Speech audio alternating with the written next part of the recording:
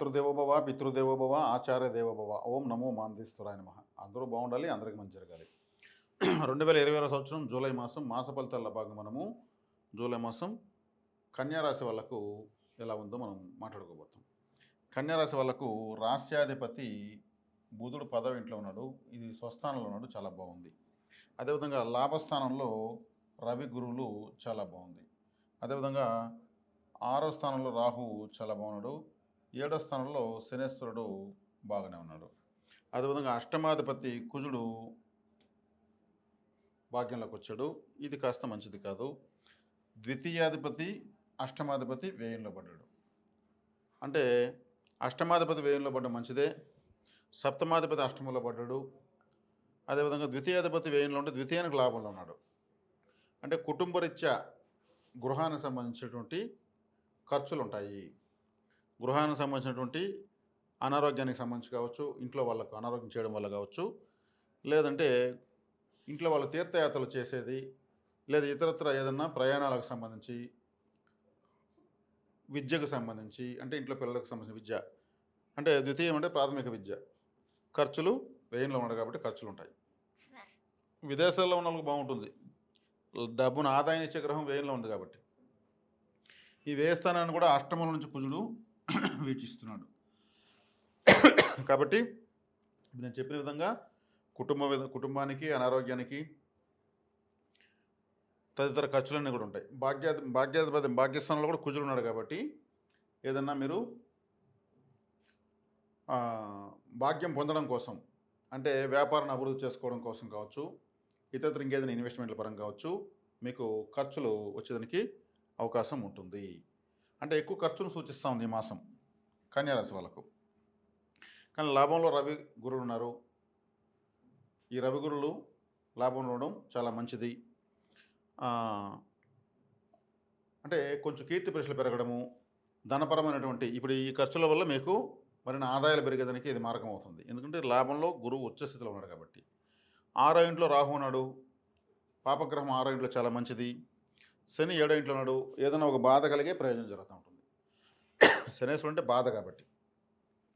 శనేశ్వరుని కూడా గురువు చూస్తాడు. గురువు యొక్క చూపు శనికి చాలా మంచిది. అంటే గురువు చూపు ఎవరికైనా మంచిదే. కాబట్టి వీళ్ళకు ఖర్చులు అనేవి ఉన్నా కానీ శుభ ఫలితాలు కూడా అంతకన్నా ఎక్కువ ఉన్నాయి. రాహువు, శని, బుధుడు, రవి, గురువు వీళ్ళు చాలా చక్కటి పొజిషన్లో ఉన్నారు. కాబట్టి తులారాశి వాళ్ళకు విశేషంగా రాజయోగం అని చెప్పచ్చు, మంచి ఫలితాలు ఉన్నాయని చెప్పచ్చు. అదేవిధంగా వీళ్ళకు 6వ ఇంట్లో రాహు కాబట్టి శత్రు, రోగ, రుణాలను అధిగమించేటువంటి శక్తి ఖచ్చితంగా వస్తుంది. శని ఉన్నాడు కాబట్టి బాగా ఎఫర్ట్ పెడతారు. అదేవిధంగా బుధుడు 10వ ఇంట్లో ఉన్నాడు కాబట్టి చేస్తున్న వృత్తిలో స్థిరమైనటువంటి నిర్ణయాలు చాలా తెలివిగా తీసుకోగలుగుతారు.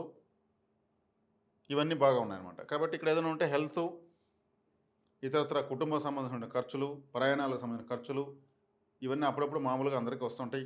ఈ మాసం వీళ్ళకి అధికంగా వచ్చినాయి. దీనికి తగినట్టు ఆదాయము ఉంటుంది. గురువు లాభంలోకి ఉచ్చ స్థితిలోకి రావడము, అదేవిధంగా వ్యయాధిపతి కూడా లాభంలో ఉన్నాడు. అంటే ఖర్చు ద్వారా ఆదాయం అని అర్థం. వ్యయాధిపతి రవి దానికి వ్యయంలో ఉన్నాడు, కానీ రాశికి లాభంలో ఉన్నాడు. అంటే ఇక్కడ వ్యయాన్ని వ్యయం చేస్తే ఆదాయం అని అర్థం.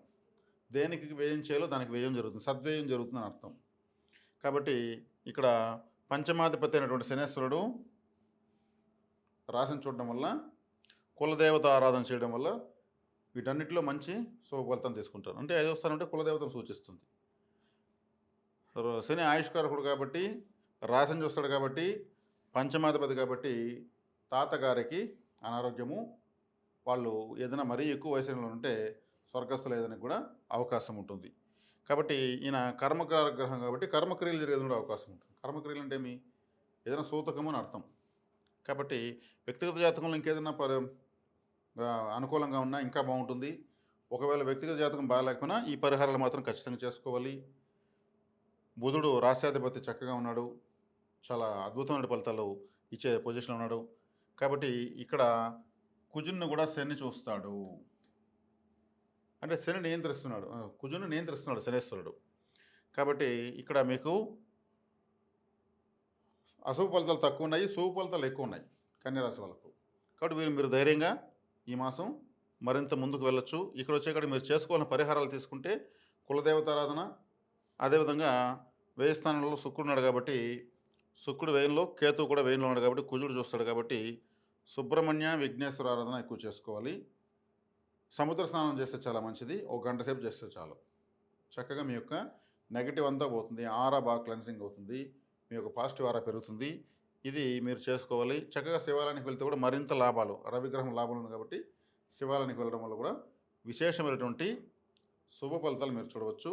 ఈ పరిహారాలను మీరు చక్కగా 1కి 2 సార్లు ఈ వీడియో చూసి ఈ పరిహారాలు ఆచరించుకొని మరింత శుభ ఫలితాలు పొందుతారని ఆశిస్తున్నాను. శుభం.